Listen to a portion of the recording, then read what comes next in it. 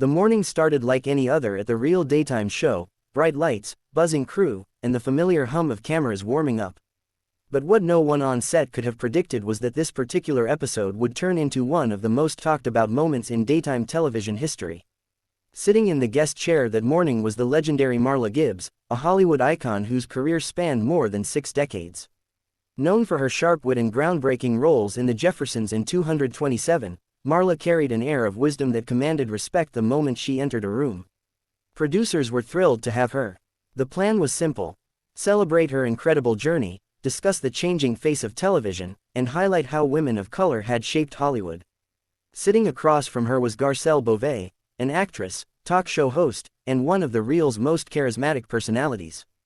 On paper, it was the perfect pairing: 2 strong black women from different generations, both trailblazers in their own right. But as the cameras rolled and the conversation deepened, the friendly energy began to crack. "Marla, you've seen so much change in this industry," Garcelle began with a smile.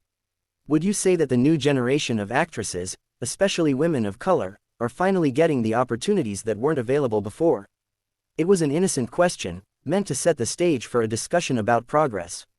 But Marla's expression hardened slightly, her wise eyes narrowing just a touch. She tilted her head. "Well, baby," she said slowly, "that depends on what you mean by new opportunities. Because as far as I can remember, we were out there making something out of nothing. That was opportunity too." The audience chuckled, sensing her trademark sass. Garcelle nodded, trying to keep things light. "Of course," she said, "but I mean, today's Hollywood is more inclusive. There are more diverse stories, more representation." Marla leaned forward, her tone firm but calm. "Representation isn't new. We've been representing before some of y'all were even born. The only difference now is, people finally started paying attention." The crowd murmured, caught between laughter and awe. Garcelle smiled tightly. "That's true, and you paved the way for us. But what I'm saying is, this generation is breaking barriers in a different way." Marla gave a short, dry laugh. "Different, or easier? Because when we were out there, baby, we didn't have hashtags and social media. We had to fight tooth and nail for one role that wasn't a maid or a sassy neighbor.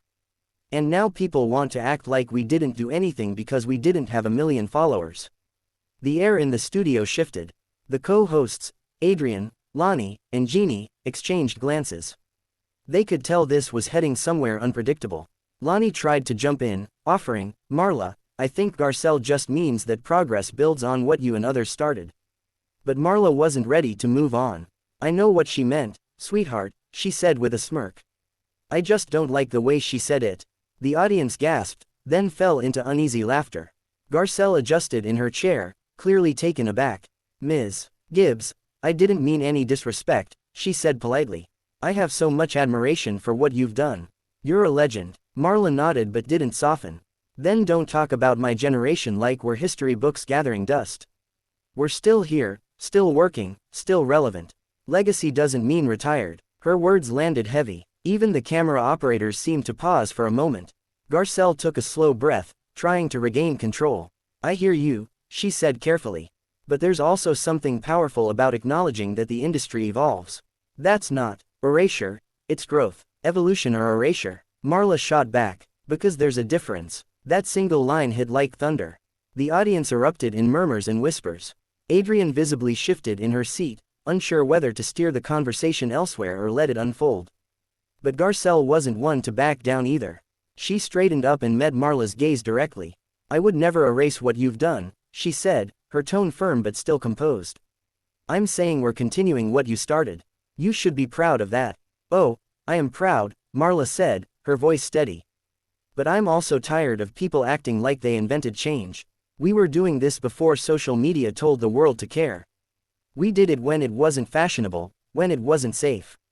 The audience applauded. Garcelle smiled politely, but the tension was thick enough to cut. The energy between the 2 women had shifted from mutual admiration to subtle challenge. What started as an interview now felt like a debate. Producers backstage exchanged uneasy looks, whispering into headsets. One of them mouthed to another, "Go to commercial soon." But before they could cue the transition, Garcelle leaned forward slightly, saying something intended to calm things down. "Ms. Gibbs, I truly believe your generation laid the foundation, but every era has to build its own house. Marla's response was immediate. And who do you think built the land for that house to sit on? The audience gasped. A few clapped nervously. The co-hosts looked stunned. Adrienne covered her mouth. Jeannie muttered softly, "Oh my God." Garcelle's face froze for a moment, then she forced a smile. "Okay, fair point," she said through clenched teeth. But Marla wasn't done. "See, that's the problem with this business now," she continued. "Everybody wants to act like they're self-made. But every single person in Hollywood today is standing on somebody else's shoulders. Don't forget that." Lonnie tried again to break the tension. "You're both right," she said, laughing nervously. "This is why we love these conversations, it's passion." The audience laughed awkwardly, but it didn't stop Marla from pressing her point. "It's not just passion, it's truth," she said. "People keep rewriting history to make themselves look better. I'm not here for that." That's when the stage manager flashed the red, commercial light. The cameras cut, but the microphones were still live in the studio. Garcelle leaned in, lowering her voice. "Marla, I was trying to honor you," she said quietly. "Then do it without correcting me," Marla replied sharply. Something in Garcelle's eyes changed. Maybe it was frustration, maybe disbelief. "You know, sometimes the younger generation just wants to express their perspective," she said under her breath. Marla's eyes widened. "Perspective, sweetheart, I've got perspective older than this whole show." The room fell silent. Producers rushed onto the stage to signal a pause, but Marla was already unclipping her microphone. "I don't need to sit here and be disrespected in the name of perspective," she said, standing up. The audience gasped audibly. Lonnie tried to intervene. "Marla, wait, please," but Marla waved her off. No, baby, let me go. I've done this too long to let anyone half my age tell me what legacy means." She straightened her blazer, gave Garcelle one last pointed look, and began walking toward the stage exit. The cameras weren't rolling, but every phone in the audience was. As she reached the curtain, someone shouted, "We love you, Marla." And she turned briefly, smiling faintly. "I love y'all too. Don't let nobody rewrite your story." The studio fell into stunned silence as she disappeared backstage. Garcelle sat frozen in her chair, hands clasped tightly in her lap, her expression unreadable. The producers huddled near the monitors, unsure whether to cut her segment entirely or brace for the inevitable storm online. Within minutes, whispers started among the crew. Did Marla just walk off? Was that real? Oh, that was definitely real. What began as a tribute to a Hollywood legend had turned into live daytime drama, a fiery clash of respect, pride, and generational truth that no one on the reel would ever forget. The aftermath of Marla Gibbs's dramatic walk-off from the real daytime show hit the entertainment world like a shockwave. Within minutes, clips of the exchange between Marla and Garcelle Beauvais flooded social media platforms. Viewers who had been in the live audience uploaded shaky footage from their phones, capturing every fiery word and Marla's powerful exit. By the time the show's official Instagram account posted its usual behind-the-scenes photo, comment sections were already exploding. "Marla Gibbs is a legend, don't play with her legacy." One user wrote. Another fired back, "Garcelle didn't mean harm. Y'all are twisting her words." The hashtags #respect Marla Gibbs, #Team Garcelle, and #The Real Drama all trended within the hour. By noon, entertainment outlets like Entertainment Tonight, People, and TMZ had posted articles titled, "Marla Gibbs walks off the reel after heated exchange with Garcelle Beauvais." Screenshots of Marla's expression, fierce, defiant, and unbothered, circulated widely. Even celebrities chimed in. Viola Davis reposted a clip with the caption, "When legends speak, you listen." Meanwhile, a tweet from actress Cheryl Lee Ralph read, "There's passion, and then there's Marla Gibbs. Never disrespected, always real." Behind the scenes, the mood at the reel was tense. The production team was in full damage control mode. Meetings were called, statements were drafted, edited, and rejected. Executives debated whether to air the full segment or cut it entirely. But it was too late. Audience footage had already gone viral. Everyone had seen what happened. Producers contacted Marla's publicist that afternoon, hoping to smooth things over. But Marla, true to form, wasn't interested in an apology tour. "I said what I said," she reportedly told her team. "If they can't handle honesty, that's not my problem." Her publicist, though alarmed, couldn't help but admire her resolve.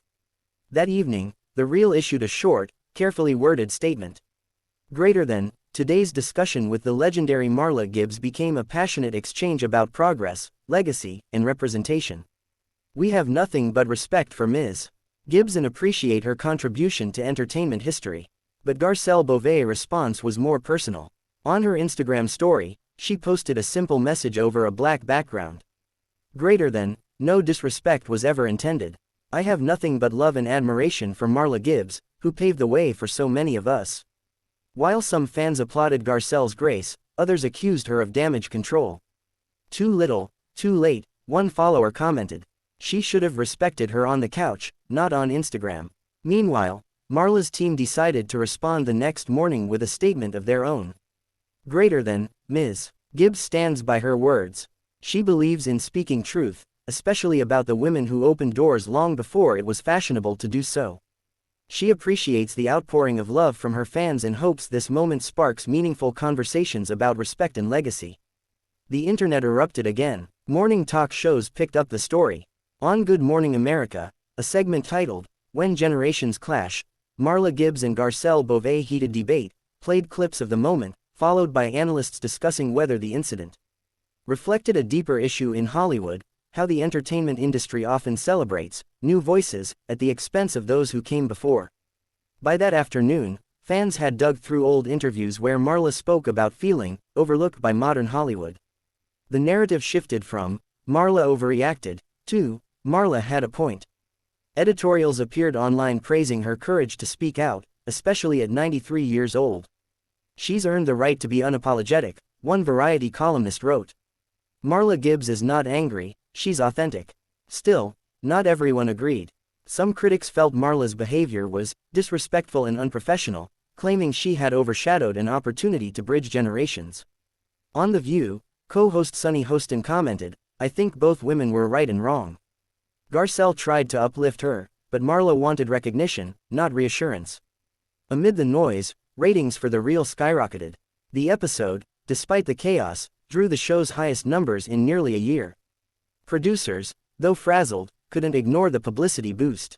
It was uncomfortable TV, but it was real TV, one insider admitted anonymously. Meanwhile, Marla kept silent for several days, refusing interviews until she appeared on a podcast called Hollywood Unfiltered. The host, curious but respectful, asked about the incident. Marla laughed before answering. People keep asking if I'm angry, she said. I'm not angry, I'm awake. There's a difference. I've spent my whole life fighting for a seat at the table, and I'll be damned if I let someone act like we didn't build the table first. Her words spread instantly, reigniting the online debate. Clips of the podcast circulated with captions like, Marla Gibbs drops truth bombs again, and, still the realest in Hollywood. Fans flooded her page with comments like, say it louder, Queen. And, you don't owe anyone an apology. Garcelle, for her part, continued hosting The Real with her usual poise, though the tension lingered.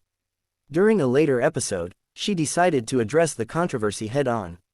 Sitting before the camera with an open expression, she said, I've been thinking a lot about what happened. I grew up watching Marla Gibbs. I never meant to be disrespectful. I think what we saw was two strong women, two generations, both passionate about their experiences. I'll always admire her for speaking her truth. The audience applauded warmly. Even online, the tone began to soften. Some fans praised Garcelle's maturity, while others said the apology felt genuine. That's how women handle conflict, with accountability, one viewer tweeted. But when reporters reached out to Marla to ask if she accepted Garcelle's remarks, she gave a characteristically bold reply, I don't need an apology, baby. I just need people to remember who came first. That quote became headline material once again. Talk radio shows debated whether Marla's toughness was old-school pride or justified truth. Some called her a diva, others called her the conscience of Hollywood. Either way, everyone was talking about her. Weeks later, as the noise began to fade, The Real's producers quietly confirmed what many suspected, Marla Gibbs would not be returning for a follow-up appearance. We love Ms. Gibbs, one executive said diplomatically, but the moment has passed. Yet, for Marla, the moment was far from over. She had reignited a national conversation about respect, legacy, and ageism in Hollywood.